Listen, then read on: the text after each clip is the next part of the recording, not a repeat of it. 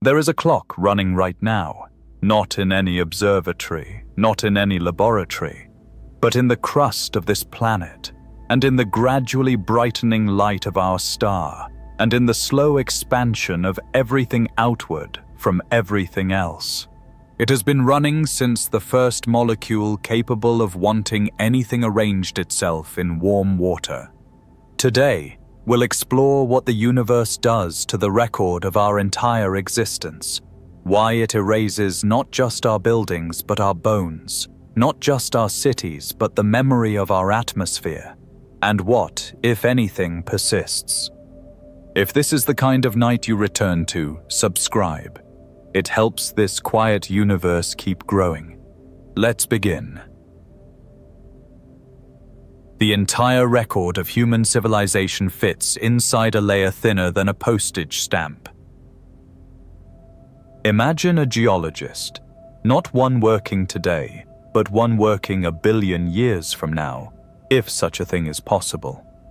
She is reading rock the way you might read a book, except the chapters are millions of years thick, and the sentences are compressed into bands of minerals and pressure and heat. She has been reading this particular column of stone for months.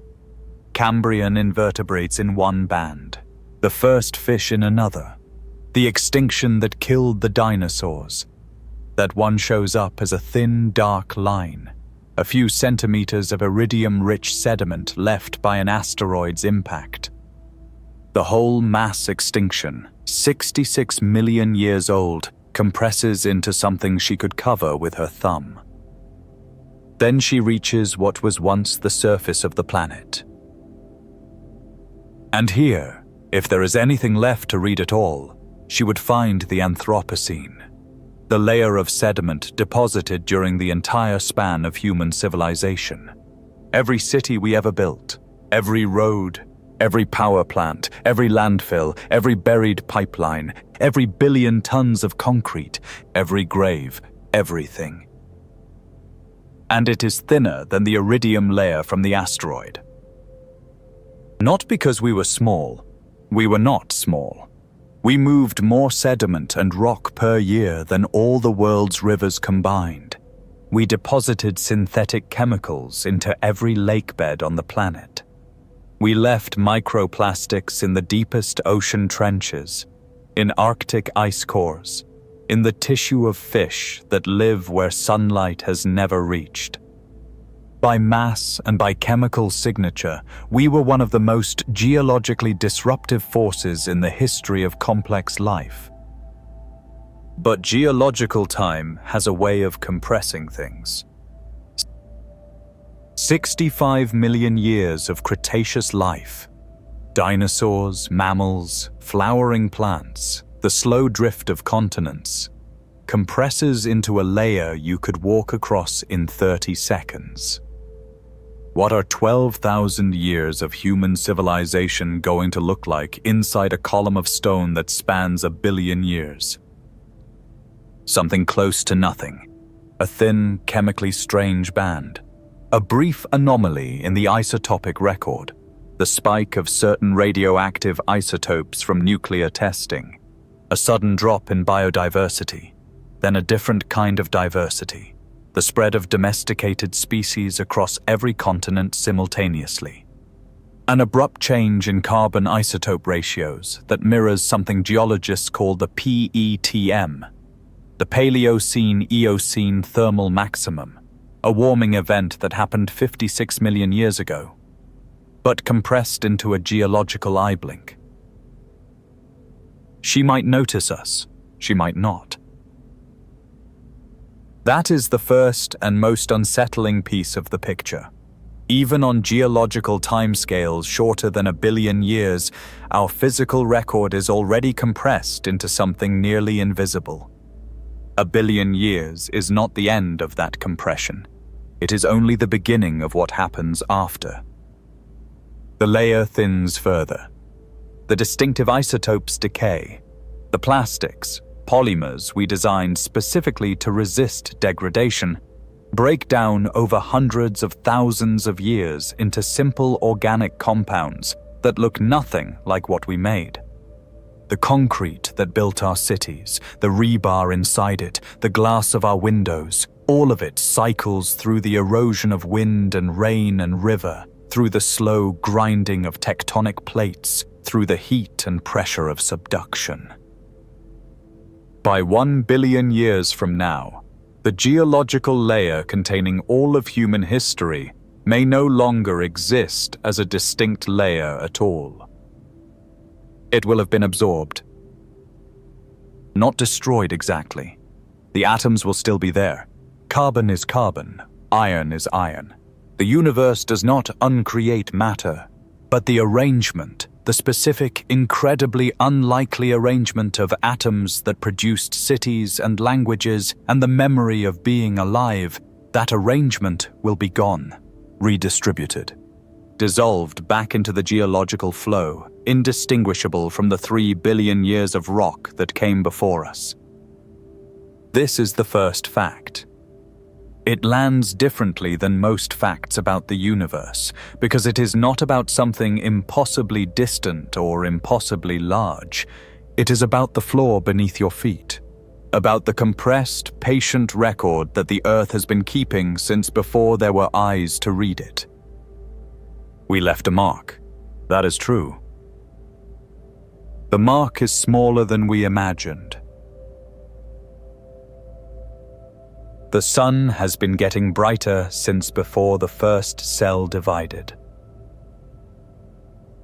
The sun that rises over this planet tomorrow morning will be fractionally brighter than the sun that rose today.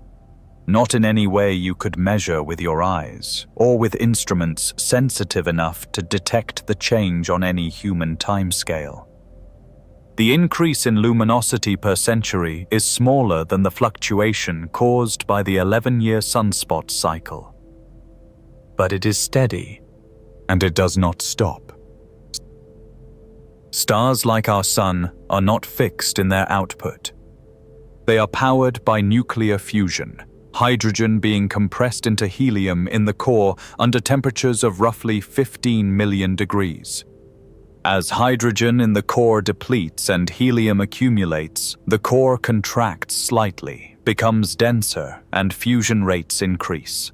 The result is a slow, monotonic increase in total energy output. Over the past 4.5 billion years, the sun has brightened by approximately 30%. This is why the early Earth, despite being considerably warmer from residual heat, was kept habitable partly through a much denser carbon dioxide atmosphere that has since been pulled down through weathering and biological processes. The sun was fainter then. The atmosphere compensated.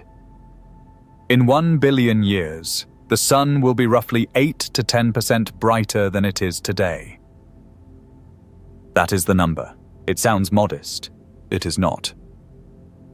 8 to 10% more solar energy arriving at the top of Earth's atmosphere triggers a cascade of feedbacks that climate scientists have modeled in considerable detail. The first effect is straightforward. Surface temperatures rise. The second effect is less obvious. A warmer surface evaporates more water, and water vapor is itself a powerful greenhouse gas, so the warming accelerates.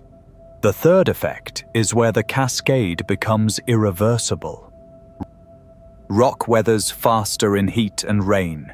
When silicate rocks weather, they absorb carbon dioxide from the atmosphere through a chemical reaction that produces carbonate minerals. This is normally a regulating process. When the planet warms, weathering pulls more CO2 out of the air, cooling things back down. But when incoming solar energy exceeds a certain threshold, the weathering process cannot keep pace with the warming, and the positive feedbacks, more water vapor, more warming, more evaporation, overwhelm it. Earth's atmosphere enters a new state, and the carbon dioxide that was drawn down over hundreds of millions of years by the growth of forests and the fossilization of marine organisms, the carbon sitting right now in coal and oil and limestone, that carbon does not return to the air fast enough to matter.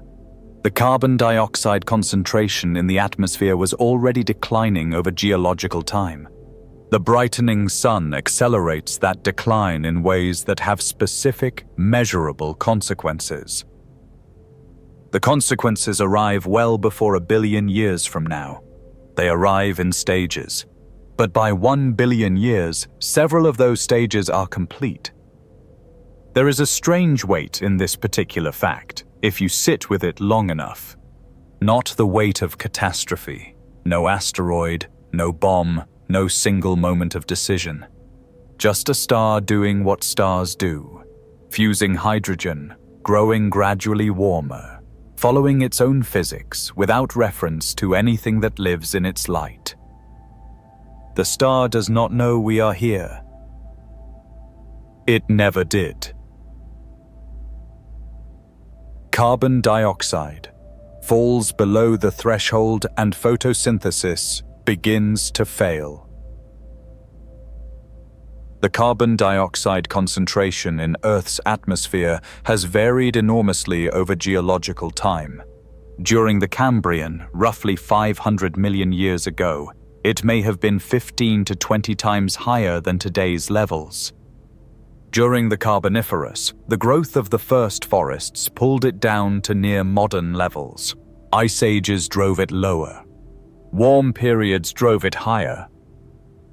Today, it sits at just over 400 parts per million. 150 parts per million is the floor for most C3 plants. The photosynthetic pathway used by the majority of Earth's trees, grasses, and crops.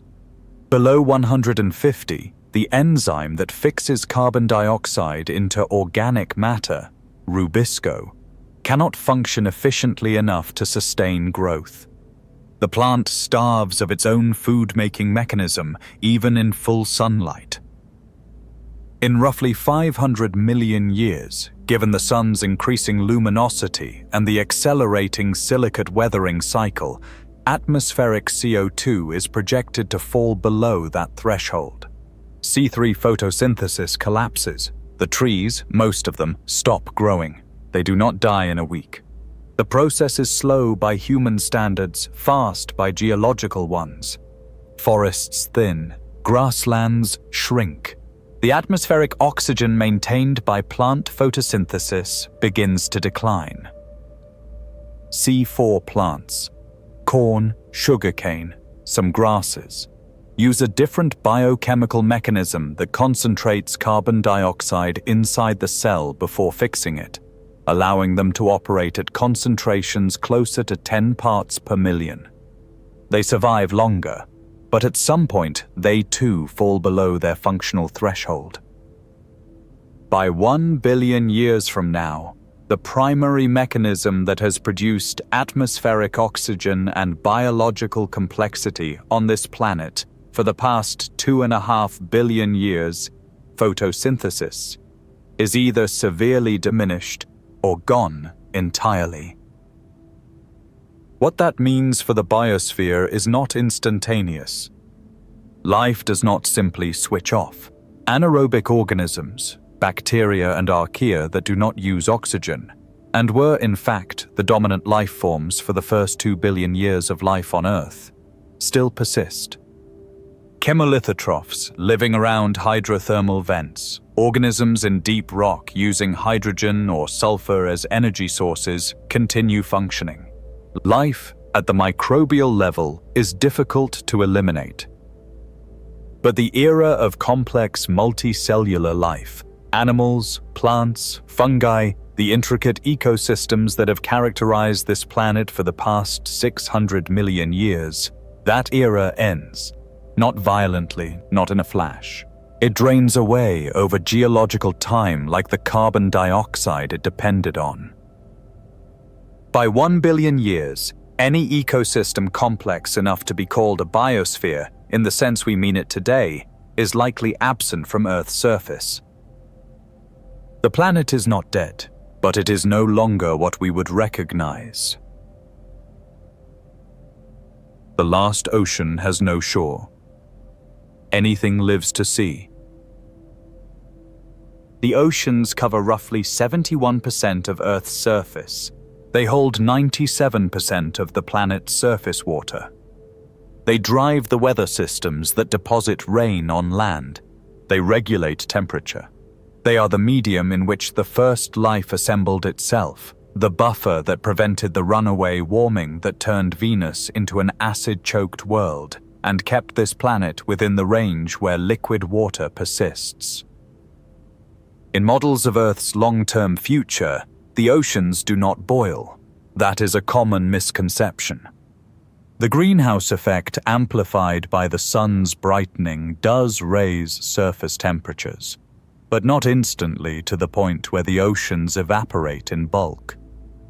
What happens is more gradual and in some ways more complete.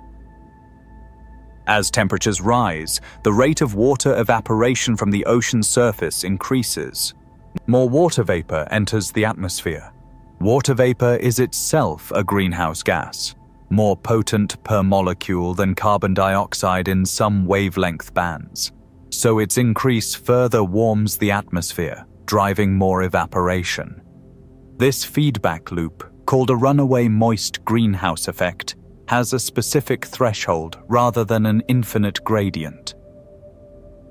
Once that threshold is crossed, the oceans begin a decline that has no natural reversal. The upper layers of the atmosphere become increasingly humid. At those altitudes, ultraviolet radiation from the sun can break water molecules apart, a process called photodissociation, releasing hydrogen atoms light enough to escape Earth's gravity and drift into space. The oxygen left behind eventually oxidizes surface rocks. This process happened to Venus. It is almost certainly why Venus has almost no water left. For Earth, the complete loss of the oceans takes hundreds of millions of years after the threshold is crossed. By 1 billion years from now, depending on the specific model, the oceans may be severely diminished or nearly gone. Certainly, they no longer function as the planetary thermal regulator they are today. Certainly, they no longer sustain complex marine ecosystems. There is a specific number that anchors this. It takes approximately 1 gigaton of water per year to be lost to photodissociation at the rates modeled for a brightened sun.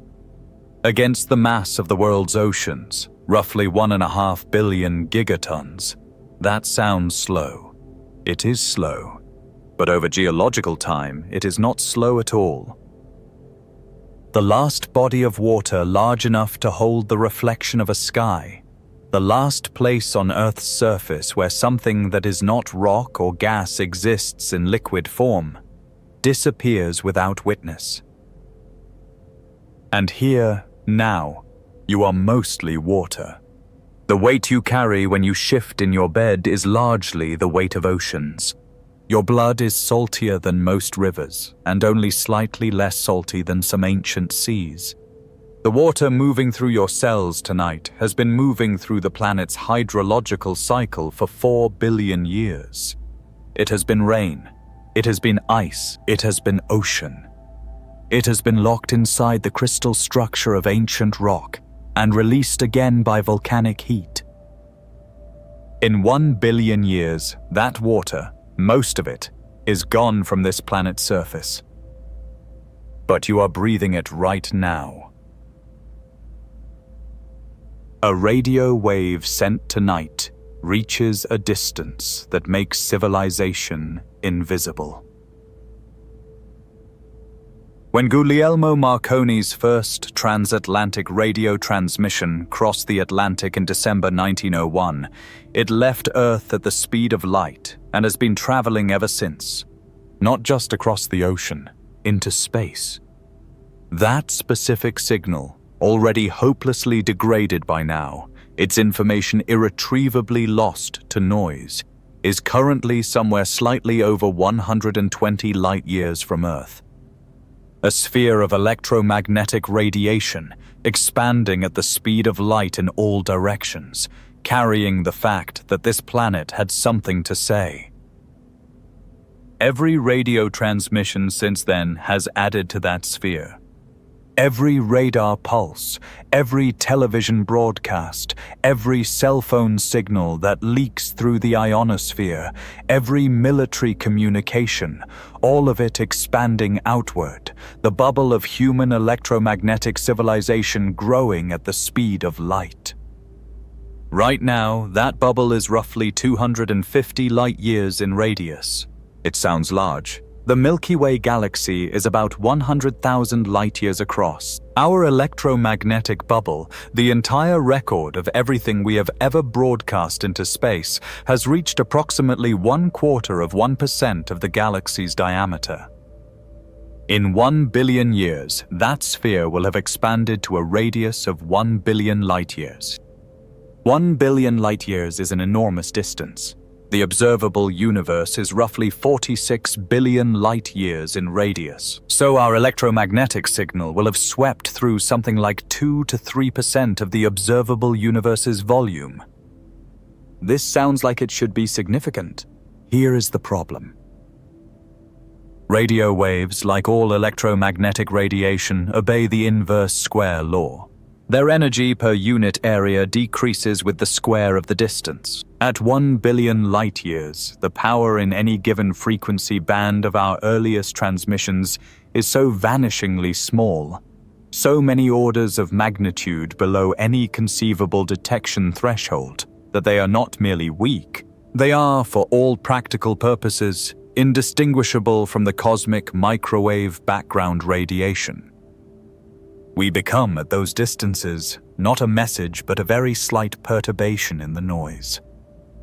Our electromagnetic fingerprint, the entire radio and television output of human civilization, the full century of broadcasting into space, becomes something that even a civilization with technology far beyond ours would have no reason to distinguish from the faint interference of stars, of supernova remnants, of the thermal noise that permeates the universe at every frequency. Not silence exactly, something quieter than silence. The signal is there. In a purely technical sense, the information was never fully destroyed. The photons are still moving, still carrying some shadow of their original modulation. But the universe does not read shadows that thin. And so from the perspective of any observer 1 billion light-years away, we never spoke. The Voyager probes are the most durable human objects, and they will be unrecognizable long before 1 billion years pass. When Voyager 1 crossed the heliopause in 2012, it became the first human-made object to enter interstellar space. It is currently moving at approximately 17 kilometers per second, roughly 3.5 astronomical units per year. At that speed, in 40,000 years, it will pass within 1.5 light-years of a star in the constellation Camelopardalis. Not close enough to enter that star's planetary system, but closer than any object we have launched. In 1 billion years, Voyager 1 will have traveled approximately 19,000 light-years from Earth, less than 1/5 of the way across the Milky Way. Still within our galaxy, though the galaxy itself will have changed significantly. But here is the question of condition. Voyager 1 is made of aluminum, titanium, and various alloys chosen for their stability. In the cold of interstellar space, temperatures close to absolute zero, there is no oxidation, no corrosion, no atmosphere to erode, no liquid water. The probe experiences minimal radiation beyond what it carries from its own radioisotope thermoelectric generators, which will be essentially exhausted within the next decade or two. By 1 billion years from now, the nuclear decay in those generators will be complete. The gold anodized aluminum record, the golden record, carrying sounds and images of Earth, will have experienced no significant surface erosion from wind or water, because there is none in space. It will, however, have been bombarded by cosmic rays, interstellar dust particles, and hard radiation for 1 billion years. What remains will be physically intact in the sense that a recognizable shape persists. The aluminum will not have become something else. The record will still be a disk of the right general composition. But cosmic ray bombardment scrambles surface structures at the atomic level over geological timescales. The carefully engraved and etched information on the record, the diagrams, the audio tracks, will have been degraded by individual high-energy particles striking the surface repeatedly over 1 billion years. 1 billion years of cosmic ray exposure does not leave a legible surface. The shape remains. The message is gone. This is not an estimate. It is the straightforward conclusion of known cosmic ray flux in the interstellar medium, the damage thresholds of aluminum oxide at the atomic scale, the rates of surface degradation under sustained radiation exposure. The most durable artifact of human civilization will still exist, technically. No one will be able to read it. We sent a message in a bottle, and the ocean wore the message off the inside of the bottle while leaving the glass intact. 1 billion years of silence is not the absence of sound, but the presence of something else. Picture the solar system in 1 billion years. Not as it was, the gas giants in their current orbits, Earth in its current position, the asteroid belt where it is today. Picture what orbital mechanics and stellar evolution actually project. Mercury almost certainly will have been perturbed into a solar orbit and consumed. Venus, with its already extreme greenhouse atmosphere, may have lost its remaining surface volatiles. Mars, too far from the Sun to experience the dramatic warming Earth undergoes, might persist as a cold, airless desert, much as it is today, but slightly warmer. The outer solar system, Jupiter, Saturn, Uranus, Neptune, will be relatively unchanged. Gas giants are not sensitive to the percentages of solar luminosity that destroy terrestrial biospheres.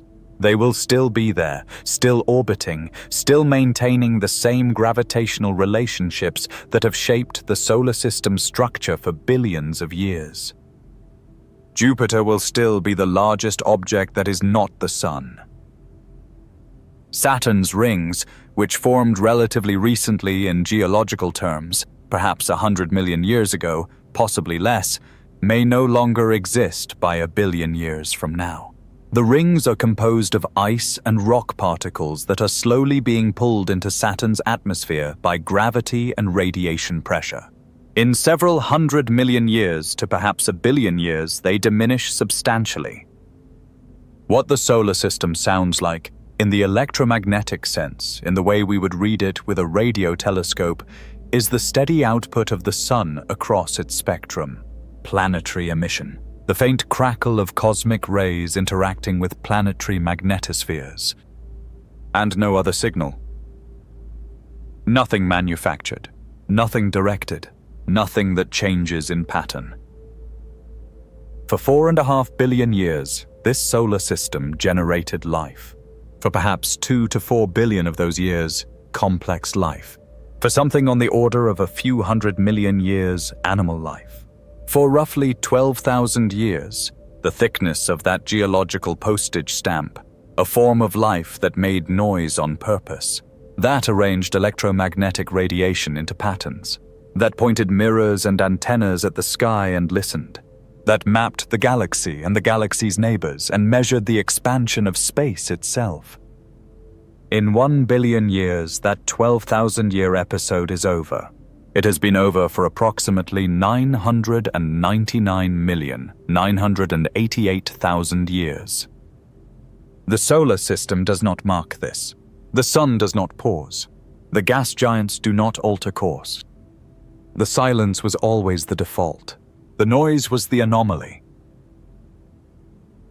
The Fermi paradox gets an answer nobody wanted. In 1950, Enrico Fermi, one of the physicists who helped build the first nuclear reactor, asked a question over lunch that has not been cleanly answered in 75 years. If intelligent life is even moderately common in the universe, where is everybody? The numbers are straightforward to state. The Milky Way contains something between 200 billion and 400 billion stars. A substantial fraction of those stars have planets. A substantial fraction of those planets are within the habitable zone of their stars, where liquid water can exist. Life arose on Earth within a few 100 million years of the planet cooling, fast in geological terms, suggesting that the chemical pathway from chemistry to life may not be extraordinarily difficult. If even a tiny fraction of Earth-like planets develop complex life, the galaxy should, by now, be full of it. Full of the electromagnetic noise of civilizations. Full of the physical signs of construction on astronomical scales. Full, at minimum, of signals reaching us from directions we can identify. We hear nothing. There have been many proposed resolutions. Life is rare at the origin. Complex life is rare even given simple life. Technological civilizations are rare even given complex life. Technological civilizations destroy themselves before they expand. Civilizations expand but do not broadcast. We are too early or too isolated or not listening the right way. But there is one resolution that the science of the last several decades has made increasingly credible, and it is the one that nobody working on the Fermi paradox particularly wanted to arrive at. Stars like the Sun brighten, not just our Sun. Every G-type main sequence star brightens on roughly the same schedule. Every habitable planet in the zone where liquid water exists is on a clock. The same clock with different starting points, but the same mechanism. A civilization arises. It has a window. In roughly 1 billion years, the window closes. If every civilization in the galaxy has a window of roughly 1 billion years from the emergence of complex life to the end of surface habitability, and if no civilization in that window manages to become truly multiplanetary in the sense of founding self-sustaining colonies around other stars, then every civilization, regardless of how smart it was, regardless of what it built, regardless of what it discovered, ends. Not in catastrophe, not because of war or asteroid impact or poor decisions, because the star they orbited kept fusing hydrogen. This is not a comforting resolution. It does not feel like the intended answer. Because if it is true, then somewhere in the 100 billion stars of this galaxy, there are likely thousands of planets that were once biospheres, planets that hosted complex life, possibly intelligence, possibly things that wondered about the universe, whose records are now compressed into a thin layer in rock that no one will ever read. Planets that went through their billion-year window and came out the other side without any of it persisting. We would be one of them. There is an argument that this makes what we have, right now in this window, more precious, not less. That the window itself is the point, and what happens inside the window is real, regardless of what survives after. That argument is honest. It does not resolve the discomfort.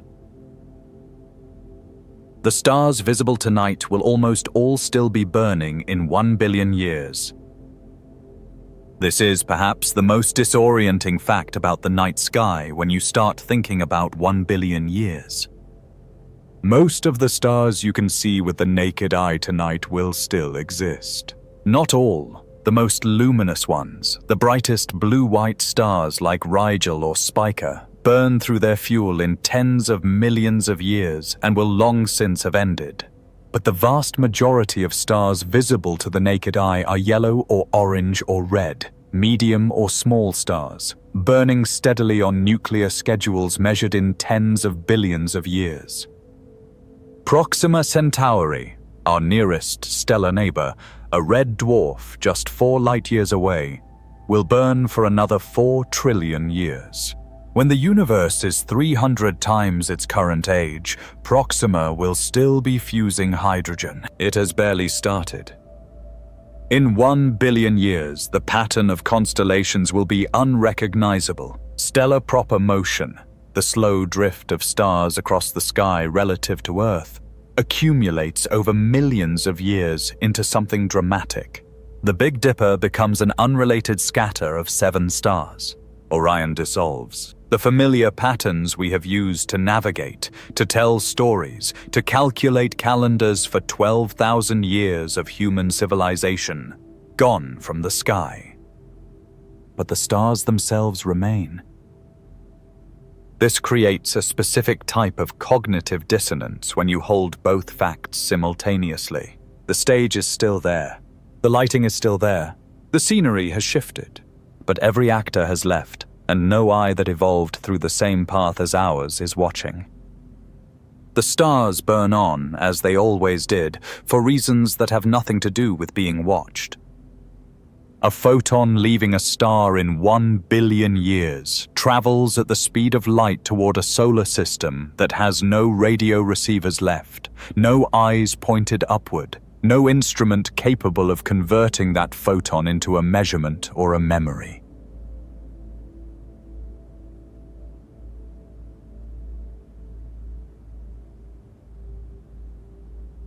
The photon does not know this. It arrives anyway. It scatters or absorbs into whatever surface or atmosphere remains, and the energy disperses, and that is all.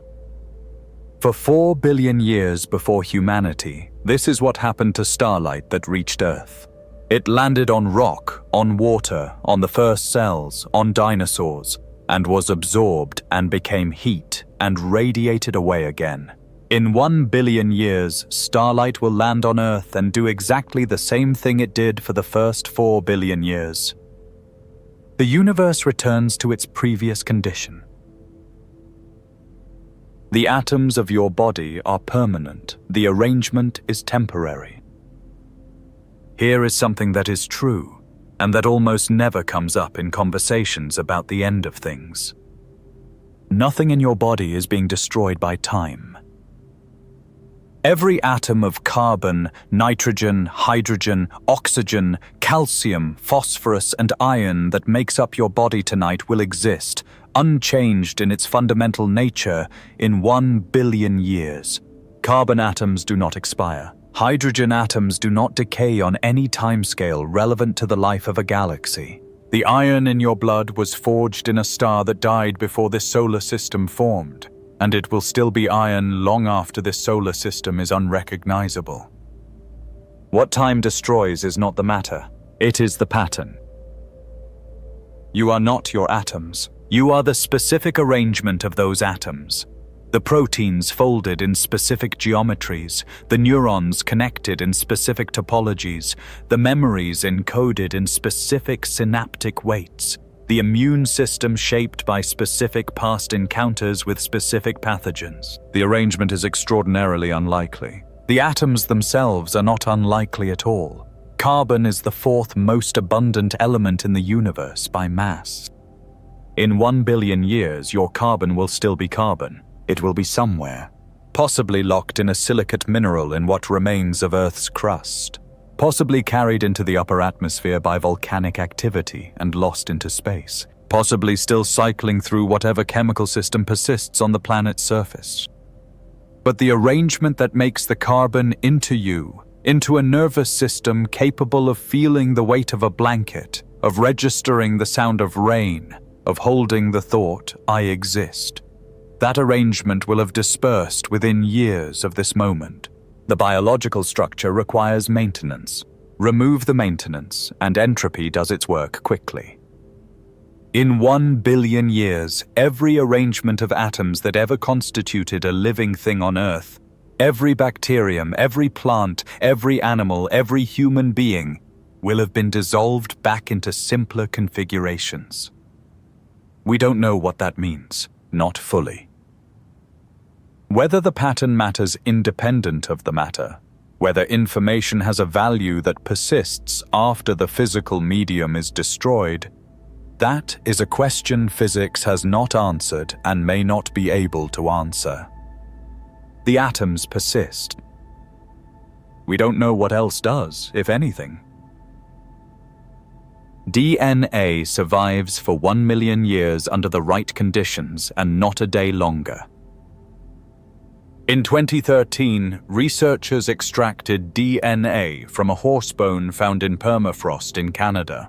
The bone was 700,000 years old, the oldest DNA successfully sequenced to that point. It was incomplete, damaged, reconstructed with considerable uncertainty. But it was there. Something of the original genetic code had survived in the cold, dry, dark conditions of the permafrost for 700 millennia. That was a record. It is close to the limit. The DNA molecule, despite its reputation for encoding the instructions of life, is chemically fragile. It is damaged by heat, by water, by radiation, by the enzymes of microbial decay, by simple hydrolysis, the breaking of chemical bonds by water molecules. Every day, every cell in a living body sustains thousands of small DNA lesions that it actively repairs using a suite of molecular machinery. When the machinery stops, when the organism dies, the repair stops. The damage accumulates, the strand breaks. In optimal conditions, cold, dry, low oxygen, protected from ultraviolet radiation, DNA fragments can survive with some structural integrity for perhaps 1 million years. Some estimates are more conservative, a few 100,000 years. Under typical burial conditions, warm, wet, exposed to biological decomposition, the DNA from a modern human body may be chemically unreadable within 50,000 years. In the tropics, perhaps 10,000. There is no condition that preserves DNA for 1 billion years.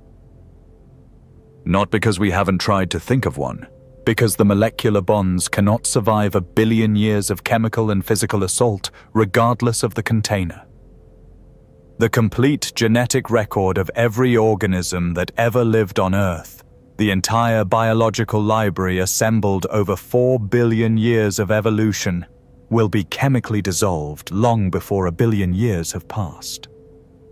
What this means for the question of whether any future observer could ever know that we existed is specific, not from biological evidence, not from our genetics. Any reconstruction of human civilization from first principles would need to come from physics or geology or electromagnetic archaeology. And as we've established, those records have their own limits. There is a scientific subfield, biosignatures, devoted to understanding what signs of life leave detectable marks over geological and cosmic timescales. The surprising answer is that the most durable biosignature is not a fossil, not DNA, not any complex molecule. It is the isotopic fractionation of carbon, the slightly different ratio of carbon-12 to carbon-13 in organic matter compared to abiotic carbon sources. This isotopic signature, incorporated into limestone and other sedimentary rock over billions of years, can persist for far longer than DNA. It tells you, life was here. It does not tell you anything else. Not what kind of life, not that there was ever a word for it. The universe was already old before this planet formed. The universe is approximately 13.8 billion years old. Earth is approximately 4.5 billion years old. Complex multicellular life on Earth has existed for roughly 600 million years. Homo sapiens, in our anatomically modern form, have existed for 300,000 years. Recorded human history, writing, agriculture, cities, has existed for 12,000 years. Pause with those numbers for a moment without trying to visualize them. The ratio of written human history to the age of the universe is something like 1 to 1 million.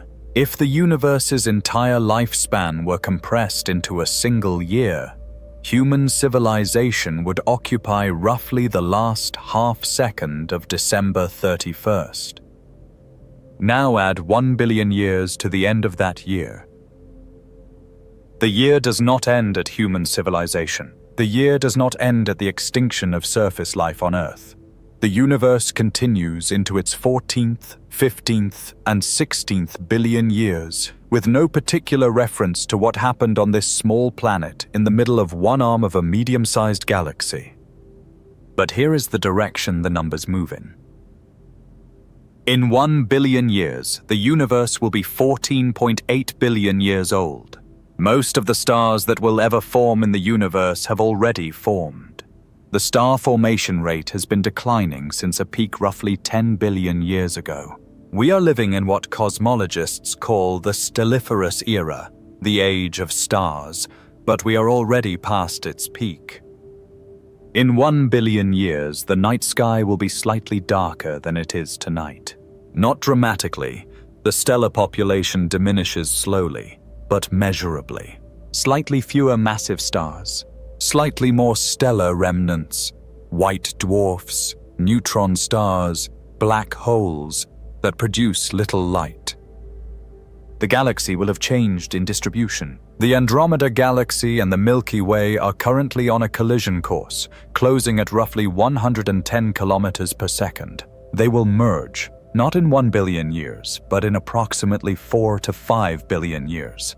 The first gravitational interactions, the tidal distortions, the stretching of spiral arms, may already be subtly beginning to reshape the outskirts of both galaxies within 1 billion years. And somewhere in this galaxy, on a small, rocky, scorched planet orbiting a somewhat brighter version of a sun, there is a thin chemical layer in the rock that was once the surface of the world. No instrument will be pointed at it. No one will know what it meant. And yet, you are here, inside that thin layer's moment, breathing, the atoms of ancient stars arranged into something that can think about the arrangement. No time capsule has ever survived its intended duration by a meaningful margin. There is a human habit, recognizable across many cultures and centuries, of trying to leave messages for the future, sealed vessels with documents inside, placed in the cornerstones of buildings, underground vaults with seeds and books, digital archives with instructions for decryption, monuments carved with information about the civilization that built them. The Voyager golden record is perhaps the most famous example, a copper disc, gold-plated, containing sounds and images and greetings from Earth, carried on a spacecraft now leaving the solar system. But there are older ones. The Westinghouse time capsule, buried at the 1939 World's Fair, was designed to be opened in 5,000 years. It contained, among other things, a pack of cigarettes, a woman's hat, a toothbrush, and a slide rule. 5,000 years is a geological eye blink, and the capsule, buried in Queens, New York, in a material designed to resist corrosion, will almost certainly be unreadable by its intended opening date, not because 5,000 years is long in geological terms, but because the building above it will have been demolished and rebuilt multiple times. The ground will have been excavated for utilities and construction, and the specific physical location of the capsule may no longer be traceable. This is not a criticism of the people who built it. It is an observation about the relationship between human timescales and material persistence. We have not successfully preserved a deliberate message for longer than a few thousand years in a form that remains readable without extraordinary effort and context. The Rosetta Stone gave us the Egyptian hieroglyphs, but only because a message was inscribed in 3 scripts simultaneously, allowing the known to unlock the unknown. The understanding of Linear B, the ancient Greek script, required decades of work and the survival of enough examples to allow pattern recognition. A message buried today and found in 10,000 years might be as opaque as those ancient scripts. A message found in 100,000 years, if anyone existed to find it, would require an entirely different kind of interpretation. A message found in 1 billion years would not be found, because no conditions that preserve messages persist for 1 billion years. This is the specific limit we are up against, not the limit of our intelligence, Not the limit of our ambition or our desire to be remembered. The limit of what matter and energy do over geological time. We want to persist. The wanting is real and it is ours. The wanting does not alter the physics. Dark energy has been accelerating the universe's expansion since before Earth existed. In 1998, two independent teams of astronomers studying Type 1a supernovae, standard candles used to measure cosmic distances, found that distant supernovae were dimmer than expected. Dimmer meant farther. Farther than they should have been if gravity had been slowing the universe's expansion at the expected rate. The universe was not slowing down, it was speeding up. The cause, whatever is driving this accelerated expansion, was named dark energy. It accounts for approximately 68% of the total energy content of the universe. We do not know what it is, not in the sense of having a candidate and testing it, in the sense of genuinely not knowing what category of thing it is. What we can measure is its effect, a cosmological constant, or something that behaves like one, that causes the expansion of space itself to accelerate over time. In practical terms, this means that distant galaxies are receding from us, not just at the rate set by the initial expansion of the universe, but at an accelerating rate. At sufficient distances, galaxies are receding faster than light, not because they are moving faster than light through space, but because space itself is expanding between us and them, and there is no speed limit on the expansion of space. Every galaxy beyond a certain distance, the cosmic event horizon, currently located roughly 16 billion light-years away, is permanently unreachable. Not just practically unreachable, fundamentally unreachable. No signal we send will ever catch up to it, and no signal from it will ever reach us. In 1 billion years, that event horizon will have contracted slightly closer to us in terms of the number of galaxies it contains. Galaxies that are today just barely within our observable universe will have receded beyond it. They will still exist. We simply cannot interact with them, and eventually cannot even observe them. The universe is, in a sense, evaporating. Not the matter, not the energy. The observable portion, the part we can, in principle, access, is shrinking. The portion of the universe from which we have been physically cut off grows with every passing year. In 1 billion years, the cosmic event horizon will have excluded billions of galaxies that are currently visible. Information that was theoretically accessible, signals from civilizations in those galaxies, if any existed, will have been permanently sealed off. We are not just watching history disappear, we are watching the accessible future narrow. The moon is already leaving 1 inch at a time. The moon moves away from Earth at approximately 3.5 centimeters per year. This is measurable, not estimated, measured. The Apollo missions left retroreflectors on the lunar surface, precise arrays of mirrors designed to bounce laser pulses from Earth back to detectors at the firing station. By timing those pulses to nanosecond precision, scientists have tracked the moon's distance since 1969. 3.5 centimeters per year, give or take. The mechanism is tidal friction. The Earth's rotation drags its tidal bulge, the slight distortion of the planet's surface and oceans caused by the moon's gravity, slightly ahead of the moon's position. The gravitational interaction between this misaligned bulge and the moon transfers angular momentum from Earth's rotation to the moon's orbit. The moon gains orbital energy, spirals slightly outward. Earth's rotation slows slightly. In the very long past, roughly 1 billion years ago, the moon was closer, the day was shorter, and the tides were dramatically more powerful. In 1 billion years, the moon will be further still, roughly 38,000 kilometers farther than it is tonight, if we simply extrapolate the current rate. The relationship between Earth and the moon will have shifted measurably. No eclipse will look quite the same. The moon will no longer subtend an angle exactly equal to the sun's disk, so the total solar eclipses that occur today, when the moon's disk precisely blocks the sun's face and the corona becomes visible, will not occur. The moon will appear slightly smaller. The shadow will not reach the ground. Every total solar eclipse that will ever happen has a deadline. That deadline is not 1 billion years away.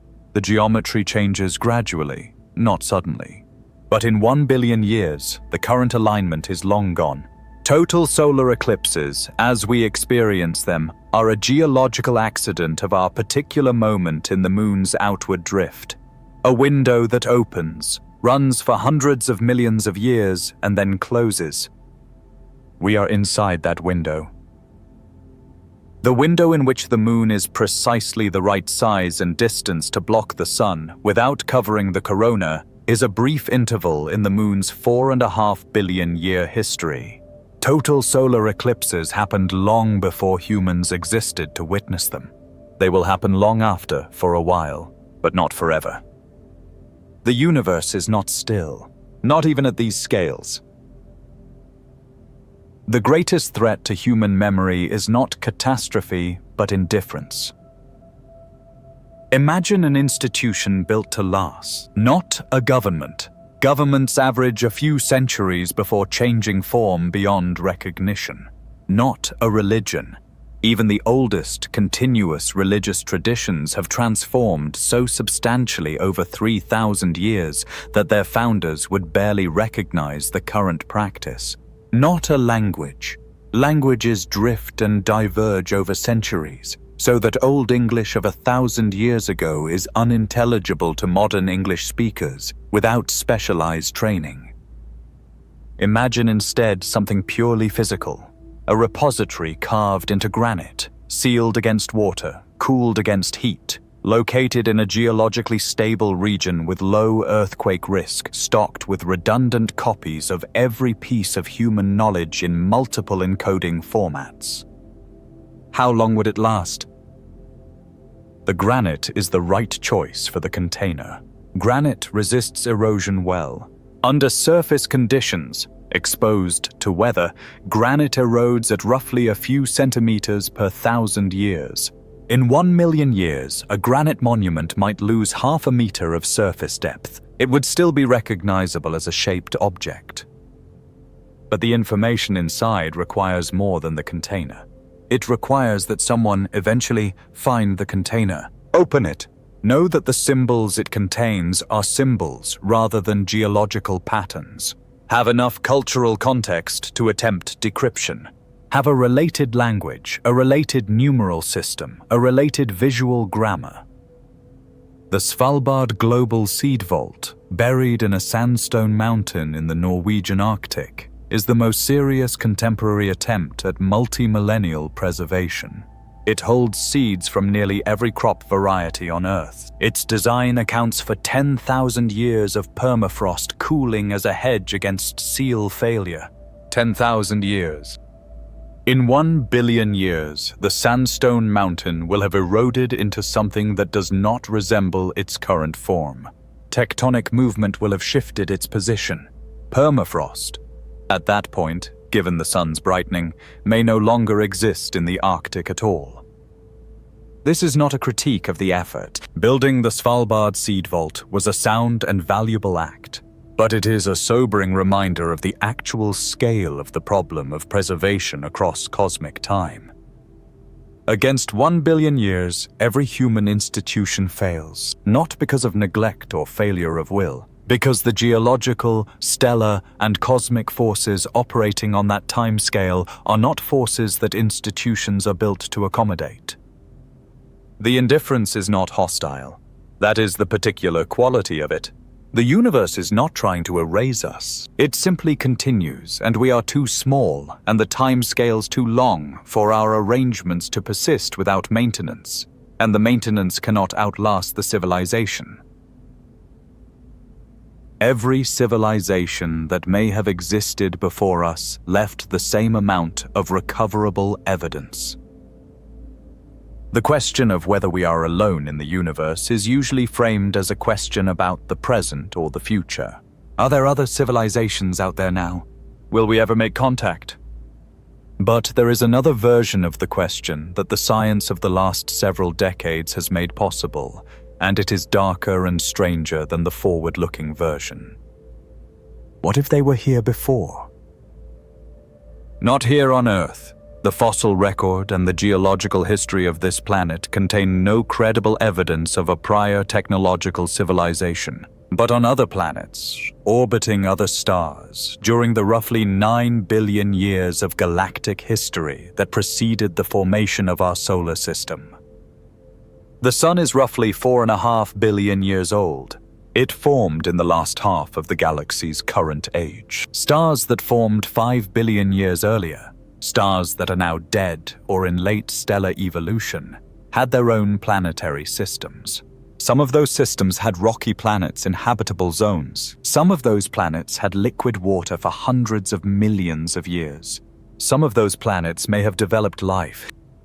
If even one of them developed a technological civilization, a civilization that lasted 1 million years, that built cities, that generated electromagnetic noise, that explored its own solar system, that civilization is now gone. Not because it necessarily destroyed itself, because its star evolved, or its planet dried out, or simple entropy and geological time erased whatever it built. And here is the specific number. The physical evidence of a terrestrial civilization disappears within roughly 1 billion years of that civilization's end, under the conditions we've established. The geological record is recycled by tectonics. The electromagnetic signals disperse into noise. The biological remains are chemically dissolved. The durable artifacts erode at the atomic scale. So, any civilization that arose more than 1 billion years ago, on a planet orbiting a star that no longer exists in the same form, has left essentially no recoverable trace, not by any technology we can imagine pointing at its former location. The galaxy may have been filled with life and intelligence long before Earth cooled. We would not know. There is no way to know. The evidence is gone on the same schedule that our evidence will be gone. This is not speculation. It is the straightforward conclusion of known physical processes applied to the question. We may be neither the first nor the last. We may have been surrounded for billions of years by silence that is not emptiness but aftermath. The stars were burning before anyone looked up at them. Perhaps they were burning for someone else first. The thermodynamic cost of memory is not zero, and time always collects. Information has physical weight, not in the colloquial sense. A stored file is not literally heavier than an empty disk, but in a thermodynamic sense. Storing information requires a physical medium, and that physical medium is subject to the same entropic pressures as everything else. Landauer's principle, established theoretically by Rolf Landauer in 1961 and confirmed experimentally since, states that erasing one bit of information releases a minimum amount of heat at room temperature. The erasure of information is irreversible in the thermodynamic sense. The information is not destroyed. It becomes distributed across the degrees of freedom of the surrounding environment in a form that cannot practically be reconstructed. It becomes noise. This is the thermodynamic definition of forgetting. Information that was localized, concentrated in a structure, becomes delocalized, spread across an environment, indistinguishable from thermal noise. Memory requires a medium. The medium degrades. The information distributes. Given sufficient time, every medium degrades enough that the information it holds crosses the threshold from recoverable to irretrievable. The specific time scale depends on the medium and the conditions. DNA, on the order of 1 million years. Silicon circuits, millions to hundreds of millions of years under the right conditions. though electromagnetic function ceases much sooner. Magnetic storage, tens of thousands of years generously. Carved stone under atmospheric conditions, millions of years. Carved stone in the deep geological record could survive billions of years in shape, but the information encoded on the surface, rather than in the chemistry, degrades with the surface. In 1 billion years, every medium on which human memory has been recorded will have crossed the threshold from recoverable to irretrievable. Not because we failed to build well enough, because thermodynamics applies to everything without exception. The last human memory, the last arrangement of matter that encodes something a human once thought or felt, will disappear on a timescale far shorter than 1 billion years. What persists for 1 billion years is the chemistry, not the content. We are, in thermodynamic terms, a brief deviation from equilibrium. All deviations from equilibrium eventually return to it. That is not a judgment. It is the description of a process that applies to everything from a dying star to a forgotten name. We cannot determine whether consciousness leaves a mark that physics cannot erase. There is a question that does not have an answer, and it matters in this context, and the honest thing is to say that clearly before saying anything else. Does consciousness leave a physical trace that is distinct from the physical trace of matter organized in non-conscious ways? The question seems simple. The answer is genuinely unclear. From a standard materialist perspective, the position that consciousness is a product of physical processes and nothing more, the answer is no. Consciousness is what certain information processing systems feel like from the inside. When the system is disassembled, the consciousness ends. The matter continues. There is no additional residue. From this perspective, the loss of human consciousness, the disappearance of every brain that ever processed the word love, or the sensation of falling, or the recognition of a face, is equivalent in physical terms to the loss of any other complex information processing system. The matter disperses. Nothing that cannot be accounted for by tracking the atoms is lost. But there is a long-standing problem in philosophy of mind. The hard problem of consciousness, named and formalized by David Chalmers in the 1990s, that points to something that standard materialism has not cleanly resolved. Why does information processing feel like anything at all? Why is there subjective experience, the redness of red, the sound of a familiar voice, rather than just information processing in the dark? Physicists do not have a clean answer to this. Philosophers do not have a clean answer to this.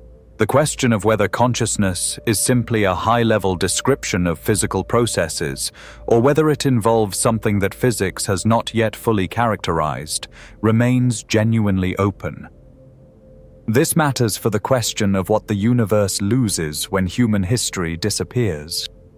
If consciousness is purely physical, then the universe loses a particular arrangement of matter, extraordinarily unlikely, but physically unremarkable in terms of what is preserved after the arrangement disperses. If consciousness involves something that physics has not fully characterized, if there is something it is like to be that leaves a mark physics cannot fully account for, then the disappearance of every conscious being that ever lived on Earth may involve a kind of loss that thermodynamics cannot describe. We do not know which is true. And tonight, that is where we'll leave it. Earth in 1 billion years is not dead, it is returned. When people think about Earth in 1 billion years, a scorched surface, oceans gone, no complex life, they tend to reach for the word dead. It is the word that comes naturally. The planet is, in that framing, a corpse.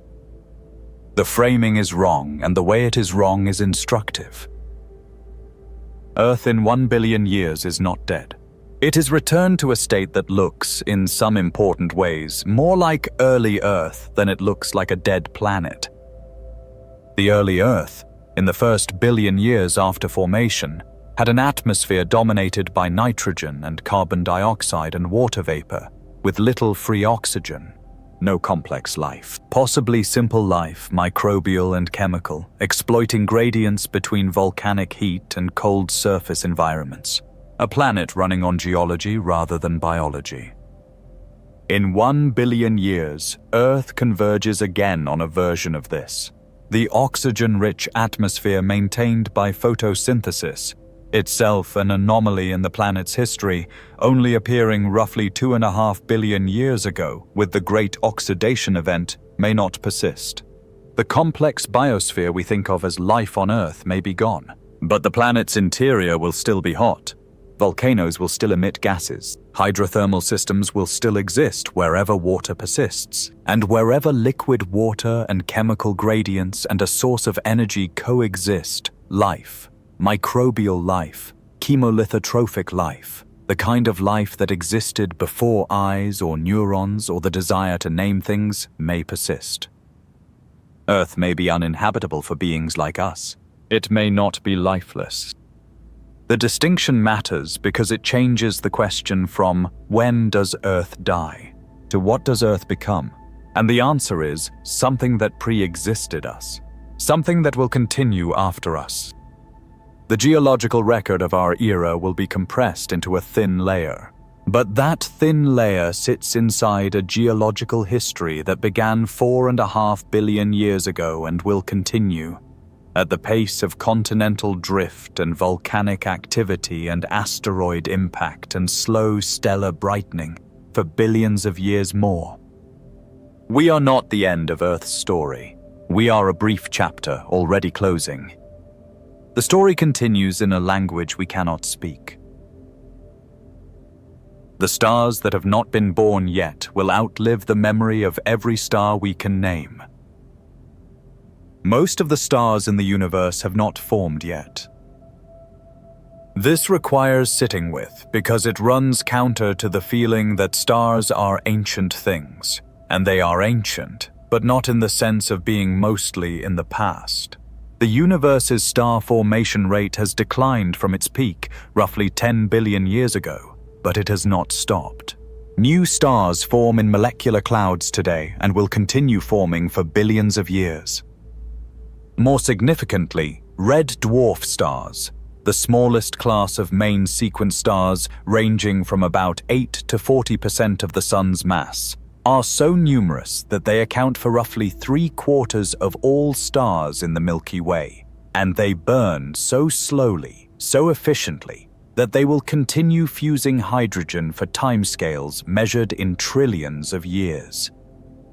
The smallest red dwarfs, stars at the very bottom of the mass threshold for hydrogen fusion, will burn for 10 trillion years. 10,000 billion years. The universe is currently 14 billion years old. The smallest red dwarfs will outlive the current age of the universe by a factor of 700. These stars were burning before Earth formed. They will still be burning after Earth has been consumed by the Sun's expansion, after the Sun itself has become a white dwarf and cooled, after the Milky Way and Andromeda have merged and the resulting galaxy's stellar population has aged significantly. And some of those red dwarf stars, Proxima Centauri, the nearest star to our Sun, is one of them, have rocky planets in their habitable zones. Whether those planets are genuinely habitable is debated. Red dwarf stars emit powerful flares and bathe their close-in planets in radiation. But some portion of the roughly 40 billion red dwarf stars in the Milky Way alone may harbor liquid water, stable chemistry, and the conditions for life. If life is possible around red dwarfs, and we genuinely do not know, but we cannot rule it out, then the universe's story of life and intelligence is not approaching its end. It may be approaching its beginning. The era of life around sun-like stars may turn out to be a prelude, a brief early chapter, the universe's adolescence, before a long, patient era of red dwarf civilizations that could, in principle, last for 1 trillion years. We don't know if that happens. We don't know if life requires stars like ours, or if it can adapt to the softer, longer light of a red dwarf. But the universe, in 1 billion years, is not finished. And from the perspective of a civilization that forms around a red dwarf 2 trillion years from now, if such a thing is possible, we are not just their past. We are from the universe's youth. Our entire history fits inside a flicker of cosmic time so early it is practically the beginning. And yet here you are, inside that flicker. This is the only moment available to you, and it is in the only way that matters now. The last human thought happened recently enough that it matters differently. Let's be specific about what we mean when we talk about memory disappearing. The last thought any human being had, the last moment of human consciousness before the species ended, whenever that happens, will not occur in 1 billion years. It will occur much sooner. The human species, even without the geological timescale erasure we've been discussing, faces its own biological limits. We are perhaps 300,000 years old in our current form. The median lifespan of a mammalian species is roughly 1 million years, though with significant variance and with humans as a notable statistical outlier given our technological self-modification of environment. But even if we stretch the most optimistic projection, assume human descendants persist for tens of millions of years, perhaps modified, perhaps occupying multiple planets, the end of human cognition happens far earlier than 1 billion years. Whatever the end of human thought looks like, whether it is dramatic or gradual, technological or biological, the last thought disappears long before the geological record of our existence disappears. And then the geological record disappears. And then the electromagnetic signals disperse. And then the durable artifacts erode. And then there is nothing left that carries even a shadow of the information that once constituted a civilization. This sequence has a timeline. It compresses most of what we mean by human memory into the first few million years. It extends the physical remnants, the chemical signature in rock, the pattern-free shape of the Voyager probes drifting through the interstellar medium, for hundreds of millions of years more. And somewhere inside the first billion years, the last of it goes.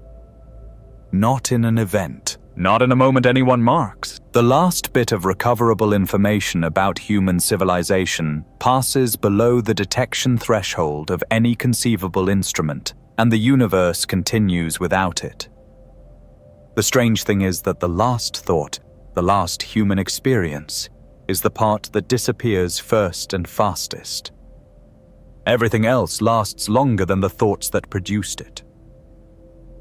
The buildings outlast the people who built them. The books outlast the languages they were written in. The chemical signatures outlast the organisms that produced them. The shapes of spacecraft outlast the intentions that put them in space. But all of it is already moving in one direction, toward a condition in which no part of it is readable. The universe receives everything we give it, and keeps none of it. The silence in 1 billion years has already begun. Right now, on this planet, there are things that existed 1 billion years ago and left no trace. Not because 1 billion years ago was empty. The fossil record of the Proterozoic eon, the era 1 billion years ago, contains evidence of microbial mats and the early multicellular organisms that would eventually give rise to complex life. Life was here.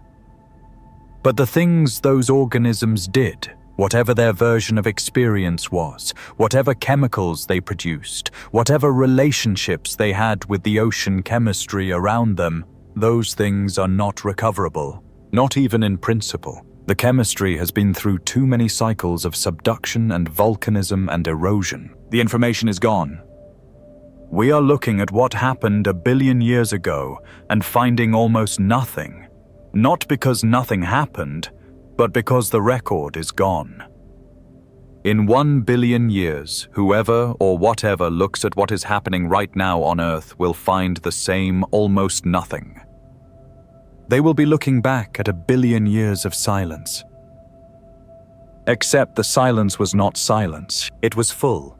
It was 12,000 years of organized human activity, agriculture, engineering, literature, music, mathematics, medicine, war, art, grief, celebration, the birth of children, the death of elders, the construction of cities, and the abandonment of others. 100 billion human beings, each one a nervous system capable of something like what you are experiencing right now. It was full. And the universe will have kept none of it in readable form. There is a specific feeling this produces, and it is not the feeling of things being okay. It is something narrower and more honest than that. A recognition of actual scale. The universe is not keeping our record. It is not going to. Not because it cannot, no one is preventing it, but because the physical processes involved do not include a mechanism for the long-term preservation of complex information under the conditions we're describing. We are the record keepers of our own existence. There is no other record keeper. And our record keeping ends when we end. This is worth holding without turning it into something consoling too quickly. The Antarctic ice core contains the most complete record of Earth's atmosphere, and it reaches back 800,000 years. Ice cores drilled from the Antarctic ice sheet, specifically from the East Antarctic Plateau at a site called Dome C, have yielded continuous records of past climate reaching approximately 800,000 years into the past. The record is extraordinary. Trapped air bubbles in the ice preserve samples of ancient atmosphere, allowing researchers to measure CO2 concentrations, methane levels, and temperature proxies going back through 8 complete glacial cycles. 800,000 years is the current record. There is an ongoing project, the Beyond Epica project, drilling at an even colder, drier site called Little Dome C, aimed at retrieving ice cores that may reach 1.5 million years into the past. This represents the absolute limit of Antarctic ice core paleoclimatology. The ice below that depth has been compressed, thinned, and distorted by its own weight and the flow of the ice sheet to the point where annual layers are indistinguishable. The record becomes noise. 1.5 million years. This is the most precise physical memory the planet currently has of its own past climate. 1.5 million years of atmospheric data, becoming increasingly uncertain toward the bottom, then gone. Against 1 billion years, this is nothing, less than 0.1%. The planet's own best physical record of what its atmosphere was like in the past, a record preserved in ice under conditions specifically favorable to preservation, extends back to a period that is, on the scale of 1 billion years, indistinguishable from the present. What this means concretely, by 1 billion years from now, even the most optimal preservation conditions currently known to us would not preserve information from the current era in any recoverable form. Every natural system that currently encodes information about our time, ice, sediment, fossil record, organic chemistry, will have been through too many cycles of geological processing. The planet will remember 1 billion years ago the way we remember an ice age from before we existed, in broad chemical strokes, not in detail. We will be a broad chemical stroke. A single photon from tonight's moon carries the last information about this moment into the cosmos. Right now, photons are leaving the moon's surface. Some of them are heading directly away from Earth, into space, toward the outer solar system, toward the interstellar medium, toward whatever lies beyond. These photons carry no information intentionally, but they carry information in the physical sense.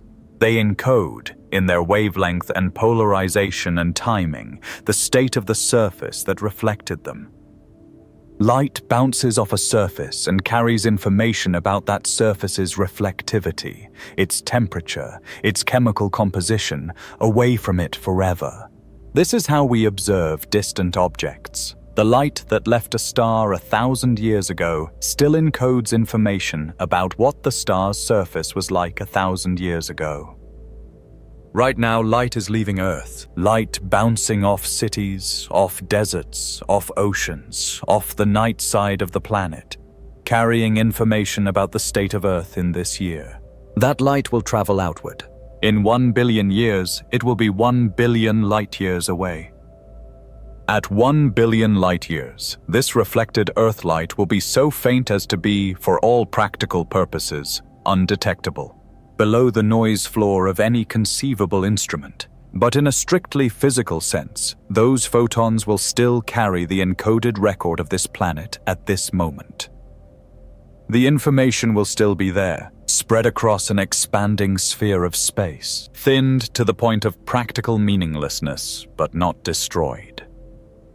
This is the universe's version of memory. Everything that ever happened leaves an electromagnetic trace that expands outward at the speed of light and is never fully destroyed, only diluted. The quantum state of the universe encodes every event that has ever occurred, in principle, in the correlations between particles scattered across the cosmos. In principle. In practice, no instrument can reconstruct a coherent image of Earth from the scattered, noise-floor photons reaching a point 1 billion light-years away in 1 billion years. The information is there the way a word is in a library that has been submerged in an ocean, technically present, practically gone. The universe remembers everything. It keeps the memory in a form no one can read. Red dwarf stars will still be burning when the universe is 1,000 times older than it is now. The end of complex life on Earth in 1 billion years, the end of the biosphere, the end of oceans, the geological erasure of human civilization, feels, from inside the human perspective, like something approaching the end of the universe. It is not close. In 1 billion years, the universe is still only 15 billion years old. It has a future ahead of it 1,000 times longer than its current age. When the complex life era on Earth is over, the universe is still in its stelliferous era, the age of stars. Fusion is still happening at billions of locations across every galaxy. Red dwarf stars, the smallest, coolest, longest burning stars, are the universe's quiet engines. A red dwarf with 1/10 of the sun's mass burns so slowly that it will remain on the main sequence for 10 trillion years. 10,000 billion years. Against the current age of the universe, this is roughly 700 times what the universe has already lived. These stars were burning before Earth formed. They will still be burning after Earth has been consumed by the sun's expansion. After the sun itself has become a white dwarf and cooled, after the Milky Way and Andromeda have merged and the resulting galaxy's stellar population has aged significantly. And some of those red dwarf stars have rocky planets in their habitable zones. Whether those planets are genuinely habitable is debated. Red dwarf stars emit powerful flares and bathe their close-in planets in radiation. But some portion of the roughly 40 billion red dwarf stars in the Milky Way alone may harbor liquid water, stable chemistry, and the conditions for life. The era of life around sun-like stars may turn out to be a prelude, a brief, early, bright chapter, the universe's adolescence, before the long, dim, patient era of red dwarf civilizations that could, in principle, last for 1 trillion years. We don't know if that happens. But the universe in 1 billion years is not finished. It is barely halfway through its main sequence era. Every number we have used so far fits inside 1 second of the universe's full timeline. Astronomical scale has a way of rendering all other scale references inadequate. We've been discussing 1 billion years as an enormous span of time, and from any human perspective, it is. A billion years is longer than the entire history of complex multicellular life on Earth. But in the context of the universe's projected lifespan, 1 billion years is a brief interval.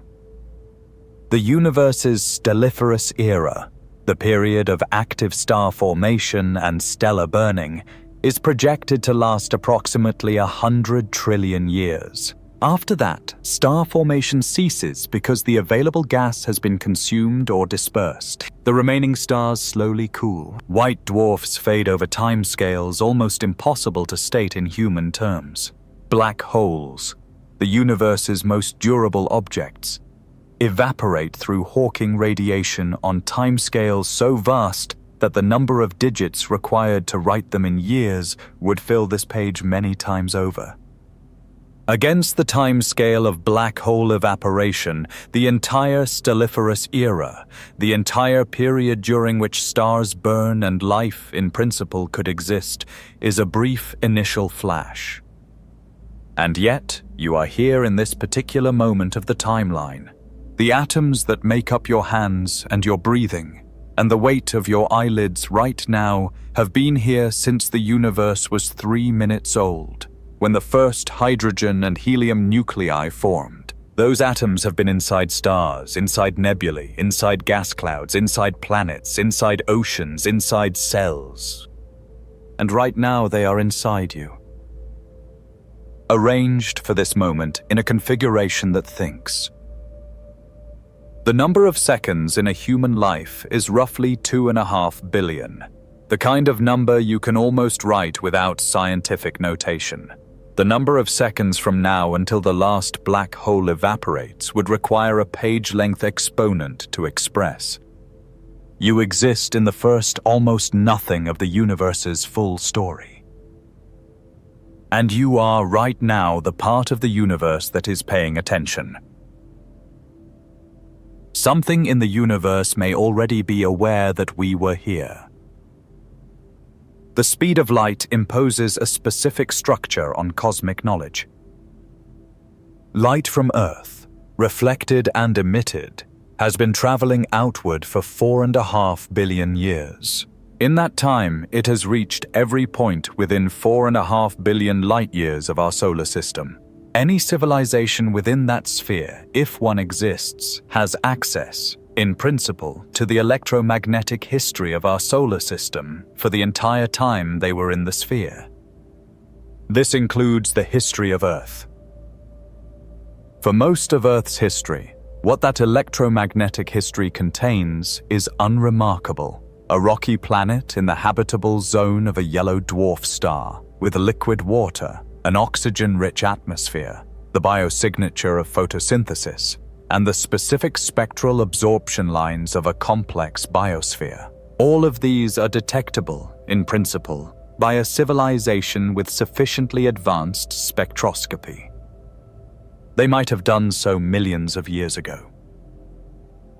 They might right now be observing this planet, watching the changes in atmospheric chemistry, the sudden spike in CO2 over the last century, the changes in land surface albedo, the faint infrared signature of city heat, watching us without our knowledge, the way we observe distant galaxies without their knowledge. Or not. There may be no one. The silence of the SETI program, decades of careful listening and nothing unambiguous, suggests, though does not prove, that the galaxy is not currently broadcasting intentionally in our direction. In 1 billion years, the light leaving Earth tonight will have reached points 1 billion light-years away. If something is there, if some form of observation is possible at that distance with technology we cannot yet imagine, it will be receiving information from Earth emitted in this year. We will be 1 billion years gone, and something possibly will still be receiving our light. We don't know, and we may never know. That is where this particular thread ends. The carbon in your bones was inside a star 3 times the age of the solar system. Everything about you that is not hydrogen, and hydrogen itself, was forged in nuclear fire. The hydrogen in your body is primordial. It formed in the first 3 minutes of the universe's existence, when protons and neutrons cooled enough to fuse. Some of the hydrogen in your body today has been hydrogen since the universe was 3 minutes old. It has never been inside a star. It is original. The carbon in your body is not primordial. Carbon did not form in the Big Bang. Carbon requires the triple alpha process, 3 helium nuclei fusing under immense temperature and pressure inside a stellar core. This process requires stars of a certain minimum mass, and it takes time, the stellar lifetime of a medium mass star, burning for hundreds of millions or billions of years before the carbon it fused in its core gets expelled into space by a supernova or a planetary nebula. The carbon in your body was inside at least 1 star, possibly 2 or 3, before it reached the gas cloud that condensed into our solar system. The star that forged your carbon may have formed when the universe was 5 or 6 billion years old, 2 to 3 billion years before Earth formed. It burned for hundreds of millions of years, expelled its carbon in its final stages, and the carbon drifted in interstellar space for hundreds of millions of years more before being incorporated into the solar nebula that became our sun and its planets. Your carbon is genuinely ancient, not ancient in the human sense, not a few centuries or even a few million years. Ancient in the sense of having been through stellar cycles that predated the formation of this solar system by billions of years. In 1 billion years, that carbon will still be here, still in the solar system, probably, locked into whatever remains of Earth's geology, or dispersed in the upper atmosphere, or subducted into the mantle. Still carbon. Still made in a star.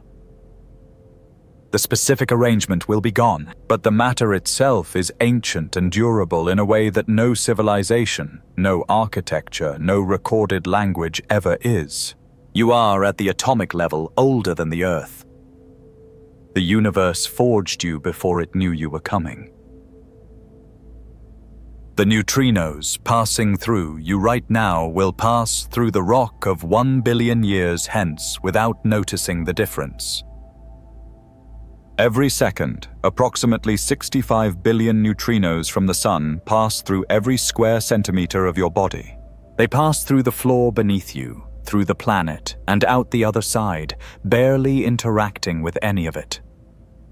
Neutrinos interact only through the weak nuclear force and gravity, which makes them extraordinarily difficult to detect. They pass through a light year of solid lead with only a 50% chance of interacting with any atom in the lead. The Earth, in terms of neutrino physics, is essentially transparent. In 1 billion years, the sun will still be producing neutrinos, slightly more as it brightens. They will still be passing through whatever remains of Earth's mass, rock, mantle, possibly a thinner crust, possibly no oceans, at essentially the same rate, with the same indifference. Neutrinos carry information about the state of the nuclear reactions producing them. In that sense, the neutrinos produced by the sun in 1 billion years will encode information about the sun's slightly evolved internal physics. But they carry no information about Earth, no information about what was once on its surface, no awareness of anything they pass through. This is the physics at work. The universe's most abundant particles, traversing everything they encounter, keeping no record of it. The cosmic microwave background, the afterglow of the Big Bang permeating all of space, will still exist in 1 billion years. It will have redshifted further. Its temperature will have dropped from the current roughly 3 Kelvin to slightly less. It will still fill the universe uniformly, carrying no local information about what happened on any particular planet. The physical universe, at its most fundamental level, is not a recording medium. It is a process. Things happen in it, leave local traces, and those traces disperse. The universe does not accumulate history in any accessible form. What we call history exists only as long as the minds that hold it, or the physical structures that encode it, persist. Neither persist indefinitely. The most likely reason we don't hear other civilizations is that we are not listening at the right frequency. The search for extraterrestrial intelligence has been operating in some form since 1960, when Frank Drake pointed a radio telescope at Tau Ceti and Epsilon Eridani and listened for narrowband signals that might indicate artificial origin. 65 years of searching and no confirmed detection. This is often read as evidence of absence. It might be, but there is a less examined possibility that the science of the last decade has made more concrete. Our window of radio communication, the period during which we were broadcasting and receiving in the radio spectrum, may already be closing, not because we are going silent, but because our technology is evolving toward forms of communication that are harder to detect at interstellar distances. Early television broadcasts leaked into space in a relatively detectable band, narrowband, high power, concentrated in a relatively small frequency range. Modern communications are moving toward spread spectrum techniques, toward fiber optic cables that don't leak, toward low Earth orbit satellite systems that use highly directional beams rather than omnidirectional broadcast. A civilization a few hundred years more advanced than ours might communicate in ways that are virtually indistinguishable from noise to a civilization using our current detection methods. Not because they are hiding, but because their communication technology is simply more efficient. If this is true, if civilizations naturally evolve toward communication methods that are hard to detect at interstellar distances, then the window during which any given civilization is detectable via leakage radiation might be very short. A few centuries, a few thousand years. And so the silence of SETI might not mean the galaxy is empty. It might mean that the detectable phase of any civilization's existence is so brief that the odds of two civilizations being in their detectable phase simultaneously, within listening range of each other, are very small. Every civilization might be passing through the same narrow window, broadcasting for a moment, going quiet. The galaxy might be full of listening silence, everyone briefly transmitting, then going back to forms of communication that don't leak. We would not know. We cannot know from inside our own window. What we can say is that our window, whatever form it takes, is part of the geological postage stamp. It is already on the way to being compressed into the record of a planet that briefly made noise and then stopped. The descendants of humanity, if any exist, will not remember us in 1 billion years. Assume, for the purposes of this segment, the most optimistic scenario: human beings, or their technological descendants, survive. Not on Earth as it becomes, but elsewhere. Spread through the solar system, perhaps to nearby star systems. A civilization that persists and expands and remains, in some meaningful sense, descended from the humans who existed in the early 21st century. Even in this scenario, the most optimistic possible, what persists of us in 1 billion years? In 1 million years, the linguistic and cultural continuity between modern humans and their descendants is likely broken beyond recognition. The English language has been unintelligible to modern speakers for less than 2,000 years of drift. Extrapolating 1 million years of cultural change means that any cultural tradition, any mythology, any historical narrative, any art form we recognize today would be as unrecognizable to descendants in 1 million years as the songs of Homo heidelbergensis are to us. In 10 million years, genetic drift and selection, even with technology, would likely produce beings whose biology is substantially different from ours. In 100 million years, the span of time that separates us from the early Cretaceous, the diversity of life that might descend from humanity, if any, could be as diverse as the entire animal kingdom is today. There is no cultural or biological thread that stays intact across that span without continuous, conscious, active effort. And continuous conscious effort across 100 million years requires an institutional continuity that has never been demonstrated on even 1,000-year timescales. In 1 billion years, the probability that any being exists who remembers the human civilization of the 21st century, or has any cultural connection to it traceable back to us, is realistically zero. Not because descendants won't exist, they might. They will simply be entirely different beings with their own histories, their own origin stories, their own names for what we were, if they have reason to have names for us at all. We will be at best a geological datum, at worst a gap in their own origin story that they cannot fill. The most optimistic future still ends with our specific identity gone. Gravitational waves from our largest structures carry no useful information about what made them. When two massive objects accelerate, when they orbit each other, when they collide, they produce ripples in space-time called gravitational waves. This was predicted by Einstein's general relativity in 1916 and confirmed directly in 2015 when the LIGO detector measured the gravitational wave signal from two merging black holes approximately 1.3 billion light-years away. Gravitational waves travel at the speed of light. They pass through matter with even less interaction than neutrinos. A gravitational wave detector, essentially a laser interferometer measuring distance changes smaller than 1,000th the diameter of a proton, can detect these waves only because they are generated by extraordinarily massive, rapidly moving objects, merging black holes, merging neutron stars, colliding compact objects. The question, do human-scale or planetary-scale structures generate detectable gravitational waves?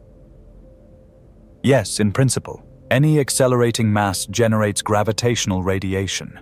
A spinning mass, a mass in circular orbit, a mass that changes its shape, all produce gravitational radiation. In practice, the amplitude of gravitational waves scales with the mass of the objects and the compactness of their orbit. Human-scale objects, even very large human-scale objects, like the entire mass of human civilization, produce gravitational waves so far below any conceivable detection threshold that they are not physically meaningful. Even Earth's orbit around the Sun, involving a mass of roughly 6 septillion kilograms, generates gravitational waves at a power level of about 200 watts. This is vanishingly small, and the signal is indistinguishable from the sea of gravitational wave noise generated by the many millions of stellar mass binary systems in the galaxy. Human civilization leaves no gravitational wave signature. The fabric of space-time, which records the movements of black holes and neutron stars with extraordinary fidelity, is entirely indifferent to our mass. Something changes in the universe that we cannot fully name. There is a specific threshold in the long-term future of the universe that physicists discuss, and that does not have a neat name, though it has clear mathematical content.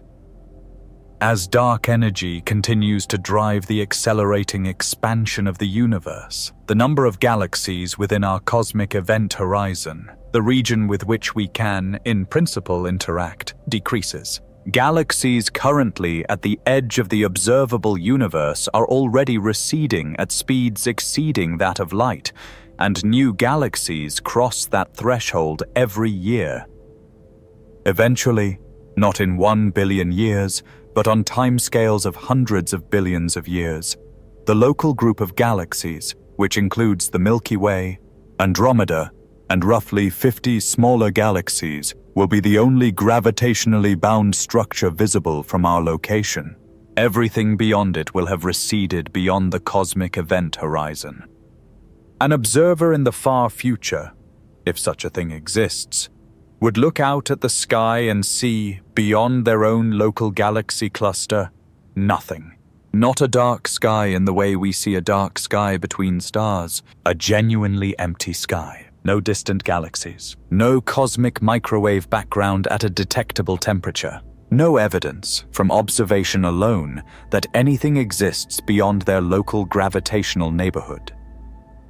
They would have no way to reconstruct, from observation, the fact that the universe is approximately 14 billion years old, that it began in a singularity, that it contains hundreds of billions of galaxies, that anything ever happened outside their local group. All of that information, cosmological history, the structure of the universe, the evidence for the Big Bang itself, will have receded beyond the event horizon.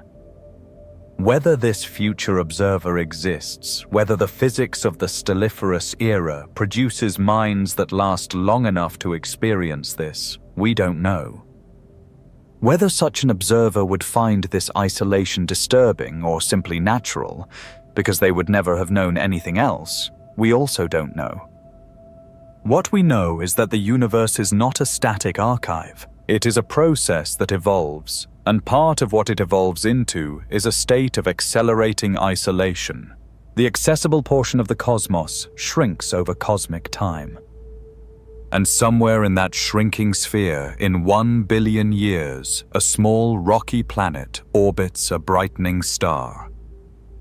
The planet has a thin chemical layer in its crust.